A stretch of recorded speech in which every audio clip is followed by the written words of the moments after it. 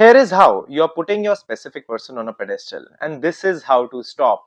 Hey guys, hope you're well. And in this video, I'm going to be sharing some beautiful tips with you about how you can stop putting your specific person on a pedestal. I'm also going to be talking about why we do this, what is the reason why we shouldn't, and how can we change it. Because all of these things are a very important part and parcel for us to be able to manifest relationships consciously, sustainably, and to make sure that we are having a good time while achieving them. So, first, let's understand what is putting someone on a pedestal. What does that actually mean? Putting someone on a pedestal basically means that you have started to over analyze and you have started to put their behavior on a slightly higher plane than what it actually is. Whenever we put someone on a pedestal, there are certain reasons why we do it. If you are someone who's putting your specific person on a pedestal, you start to maybe think that they are better than you. You start to think that what they are offering you is something so great, even if it isn't. You start to devalue yourself. You start to tell yourself that me receiving this is because I'm very, very lucky. Them even giving me this small, slight attention is something that makes me very, very lucky. And that is the reason why you keep on, like, this is how you keep on putting them on a very high place and a pedestal, right? You also start to promote the idea that they are a celebrity and I'm their fan. And what celebrity wants to date their fan? None. No celebrity wants to date their fans, right? So whenever we are promoting that idea, we are basically promoting this idea that they are too good to be true, they are too great, they are just too out of my reach. And because of which, why it is important to stop putting them on a pedestal is because whenever we are putting someone on a pedestal, the first thing that we end up doing is we start to let go of a lot of things that they are doing wrong. So if someone is treating me wrong, if someone is giving me breadcrumbs, if someone is making me settle, I keep on telling myself that it's fine to settle because they're offering me XYZ things and because they are so great, right? Because of which we keep on promoting the idea that all this behavior that I'm receiving from them is something that I should keep on putting on a pedestal in my mind and something that I should keep on celebrating. And whenever they don't treat me right, whenever they don't give me what I am looking for, whenever I'm not getting a proper treatment, in my mind, I am settling and I am promoting the idea again that I am someone who shouldn't get the full treatment, right? So it actually has the opposite effect. We sometimes settle and we do these things because we are hoping that that will show them that they love me so much or that I love them so much and that they should give me something back.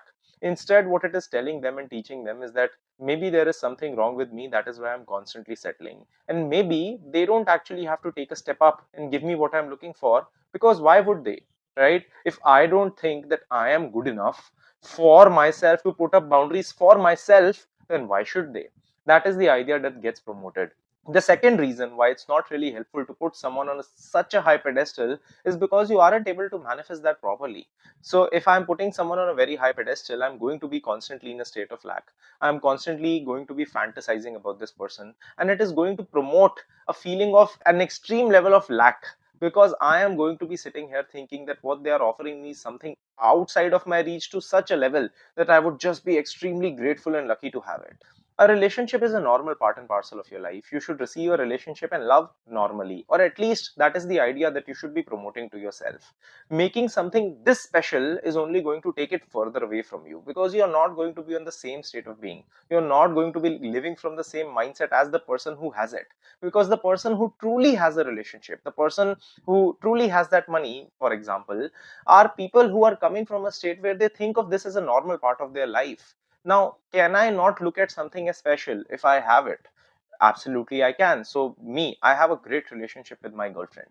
Now, me having a great relationship, do I feel that what I have is like that doesn't make me lucky? Absolutely, it does. I'm very lucky to have such a beautiful relationship in my life. I really find my girlfriend special. I know, like, she's hearing this video, so she must be, yeah. So, I extremely find myself lucky to have this amazing relationship in my life. But does that mean that I don't have any boundaries in the relationship? No, absolutely not. Does that mean that she doesn't have boundaries in a relationship? No, she absolutely does. And I'm pretty sure she finds herself lucky to have a partner like me too. In my mind, a relationship is something I can get at any time, right? It is not that big of a deal. I am picking and choosing to stick to this one, not out of lack, but out of choice, because in my mind, this is the one I want to be with. Most times we are actually not doing that. We are only going after our partner and pursuing them because we feel that this is the only way through which I can ever get love. So this is why it is very important to not put the other person on a pedestal. So what are the three ways through which you are putting your partner on a pedestal, and how can you stop? The first way that you're putting them on a pedestal is by constantly monitoring their activities. Now, how and what are the examples that we do it, and why is it not helpful?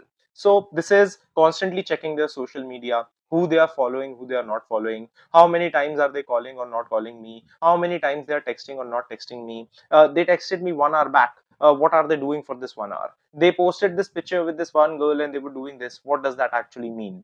Constantly over analyzing someone's behavior is not only something that is not helpful, it is also going to probably give you anxiety. You are going to get very anxious as a person, which is something that we don't want.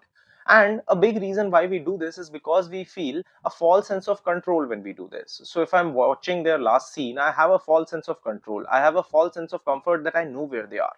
I know what they are doing. And it gives me a false sense of confirmation that, you know what, I have some control here. In truth, their last scene changing and not changing is not really going to do anything for you. It's just something in your mind that you think will give me some control. In truth, it's actually giving you a false sense of comfort, nothing else. Another reason why constantly monitoring their activities is not really going to be helpful is because more often than not, you're going to make some things about yourself which aren't. So let's say a person posts a story, right? So let's say I post a story and I just post it because I liked it.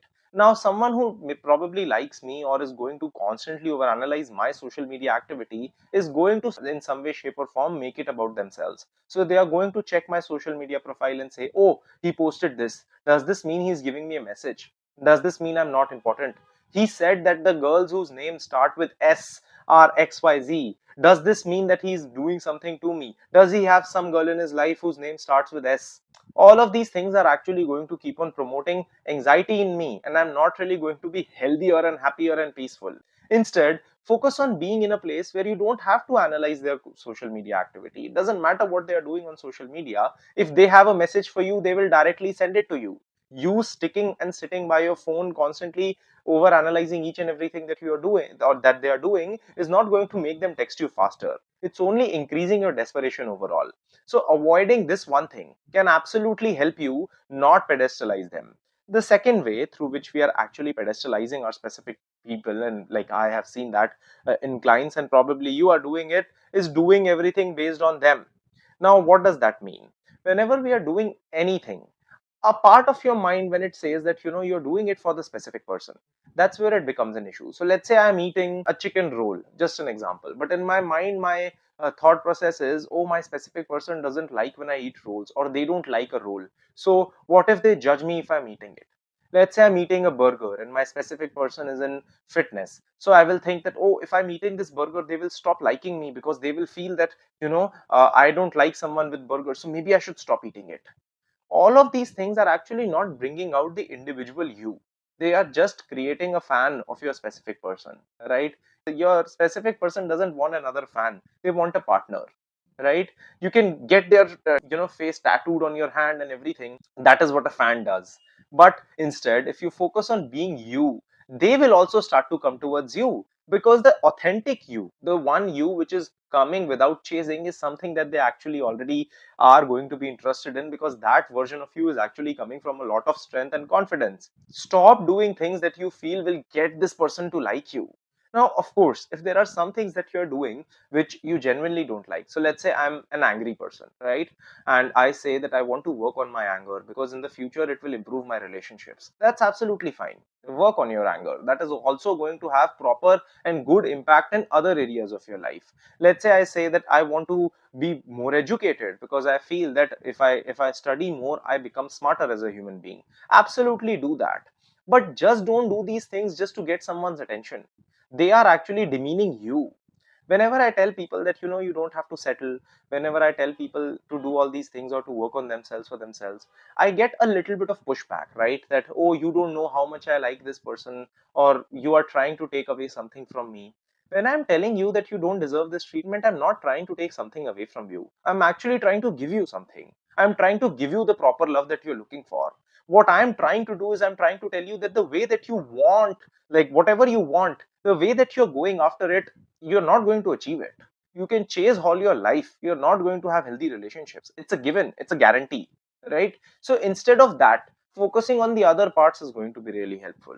The third way through which you are pedestalizing your specific person is not being who you were when people were liking you to begin with. Think about it this way. When this person started liking you, so if you are someone who's manifesting one ex partner, right? Think about it. When this person was actually liking you, they were interested in you at some point, they were giving you what you wanted at some point. Who were you at that point? Were you who you are right now? Were you constantly thinking each and everything based on what they are doing? Or were you living your life? Were you focused on that? More often than not, you will find the answer to be that. And if you are someone who's manifesting a partner who's not your specific, like who's not your ex, then imagine this. There are so many people in your life that like you, and if you say there isn't anyone, I don't believe that. There must be at least one person in the world who romantically has interest in you that you don't want to be with. Ask yourself, what is my mindset in relation to that person, and what is my mindset in relation to my specific person? You will see a very huge difference. You will see a very huge difference in the way that you behave. You will see a very huge difference in the way that you act, and you will often see that the difference would be is that for the other person you are just being authentically you. For this specific person, you are just constantly changing, over analyzing, doing all these things. You can be loved because you're supposed to be loved. That is the idea that I'm promoting. I'm not here trying to tell you that, oh no, balance your chakras, do all these things, visualize this, write this on this slip 5 times and you will magically get it. I'm here to just give you the normal basics of life, that you are supposed to be loved. If only you stop putting people in a celebrity position, you will actually receive it. That's what my wish for you is. So I really hope that you learn something from this video and that you apply it in your life. And I hope you realize how loved you actually can be. And the only person coming in between that is you, which means that you can change it. I hope that you're going to have a great day ahead, and I will see you in the next video. Thanks for watching. Subscribe and share if you like the video. The link for my one-on-one coaching, my self-help courses, and my free newsletter are in the description box below.